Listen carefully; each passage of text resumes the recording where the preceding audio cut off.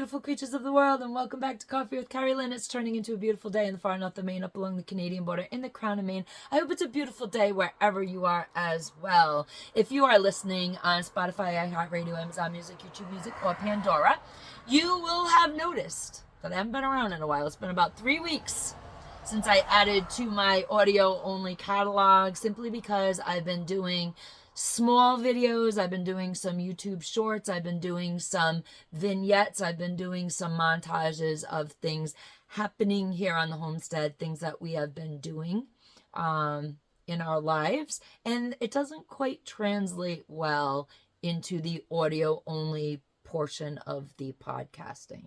So the videos are on my YouTube channel, Coffee with Kerri-Lynn. Think about popping over there and taking a little peek. I am very excited, ladies and gentlemen, beautiful creatures of the world. We have a new series in our short catalog on YouTube, and it is called Backyard Carpentry. I have been waiting for 10 years for a space for myself. I started my fiber company 10 years ago, and it's all done in my kitchen, small corner of my kitchen that I'm relegated to do my podcasting and run my small fiber business out of. In my kitchen is where I make all my product. And in this little corner of my kitchen, the chair gets moved, the desk goes back, the computer equipment gets set up, and it is from here that we ship all the fiber and wool orders out. I also design my own knits in this corner. It's absolutely wild what happens in this corner when I'm not podcasting. So it's constantly a breakdown setup situation in my life as far as business goes. 10 years ago, I just wanted a little space removed from the house where I could just be and exist in the flow of creativity without all the hustle and bustle that goes on in the house in real life. 7 years ago, I started saving up to build a fiber studio. I was 3 years into the fiber business when I finally started to make enough profit to tuck some money away and get a studio built. Well, last year we bought all the material for the fiber studio. If you've been with my podcast for the last year and a half, you will have seen and you will have heard all about the fiber studio that was supposed to be built last spring. That wasn't, because the engine blew on our work truck. So the truck had to be fixed. Now, our work truck is a very special little truck. It's a 1981 Chevy step van P20. And our construction business is what pays for our lifestyle, picks up the slack for the homestead, it picks up the slack when our children need it, and it spoils the hell out of our grandbabies. It's our main business. My fiber business pays for itself and product. Not enough to give me a big paycheck, but it's something I like to do, and I was able to take what little paycheck I did get and buy the materials for my fiber studio. We bought a good portion of our materials for the studio build. The engine blew on the work truck, so that had to be rebuilt. And you know, when you're doing mechanics, this one thing leads to the next. And she got rebuilt from the front to the back. Everything is brand new except for the transmission. Now we're gonna have a transmission service next month, and I have a sneaky suspicion it's either got to be rebuilt or replaced before we really take the big haul and do these semi-van life tours that we want to do around Aroostook County and the great state of Maine. But those are all coming up.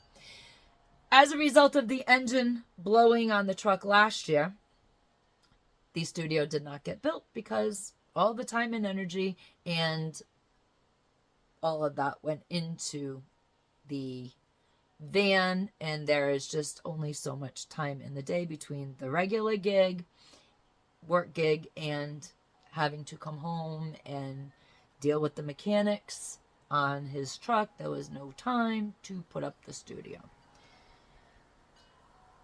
We started building it this weekend, so I am very, very, very excited, and I am very thankful, and I am very grateful, and here we are with boss lady tip number 1. Never give up on your dreams. Sometimes it does seem like it's never going to happen. And I have had a lifetime of that. When we got married and had children, we decided as a couple that instead of both of us working 40 hours a week, because even back in the 90s, you both had to have a 40-hour-week job to survive.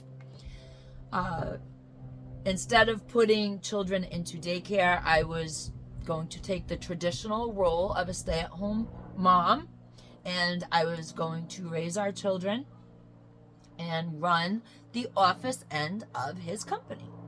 And he was going to go out and do the legwork and get the jobs and do all the labor.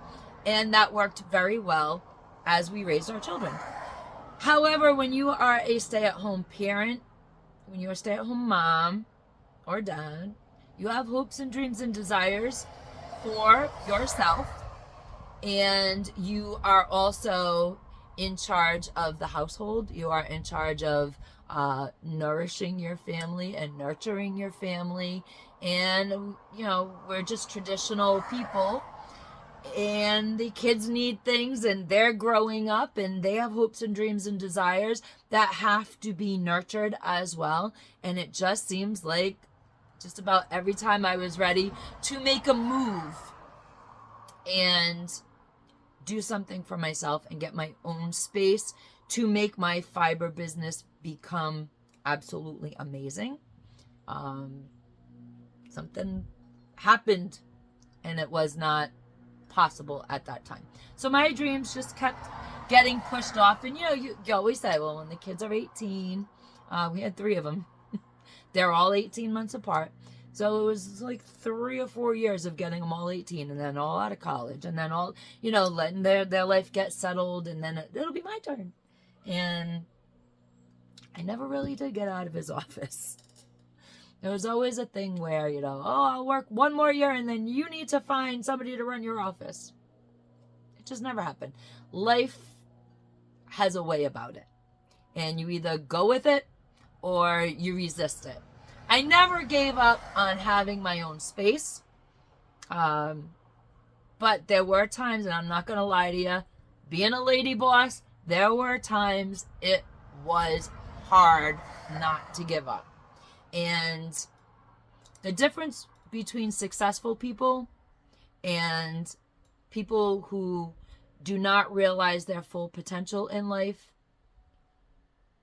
is that successful people fail more.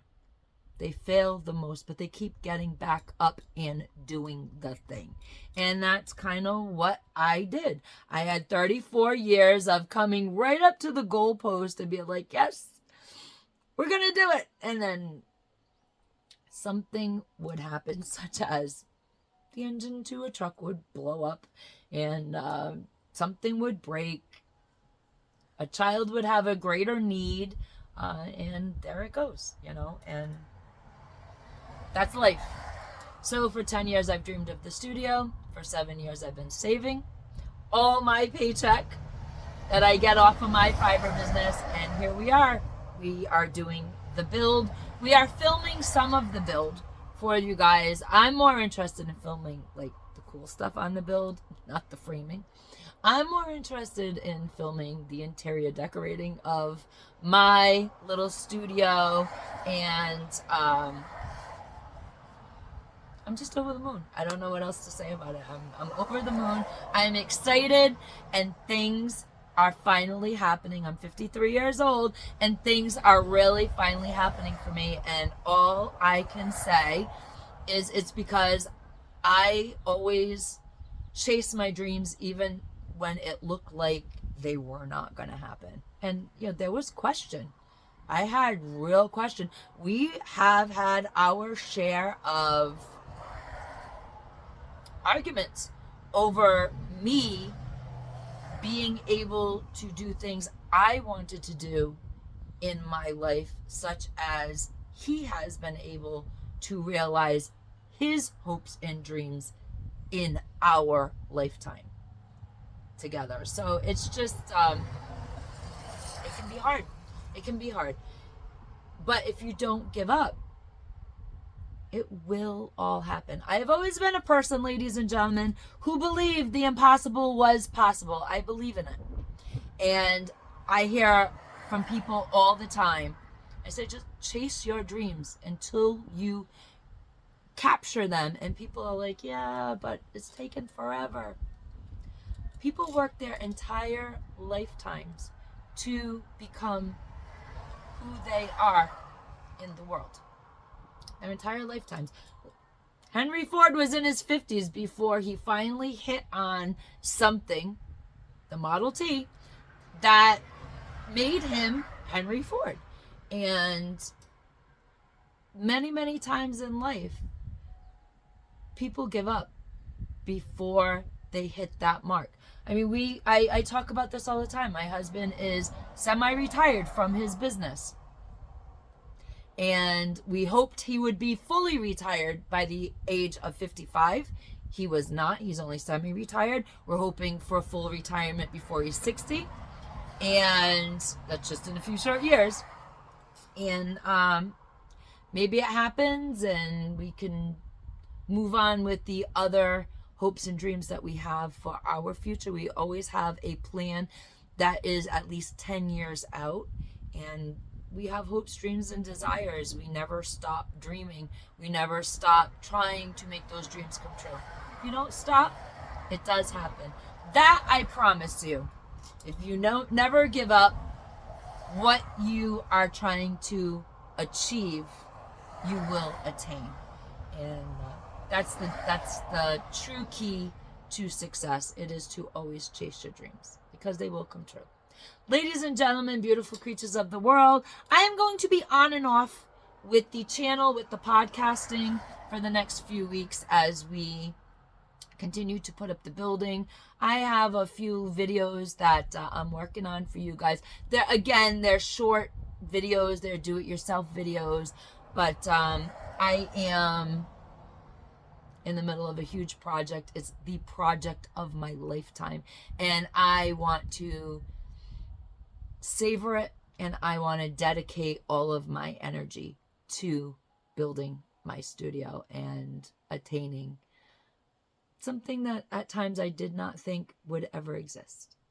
Ladies and gentlemen, beautiful creatures of the world, carpe diem, because no one promised you a tomorrow.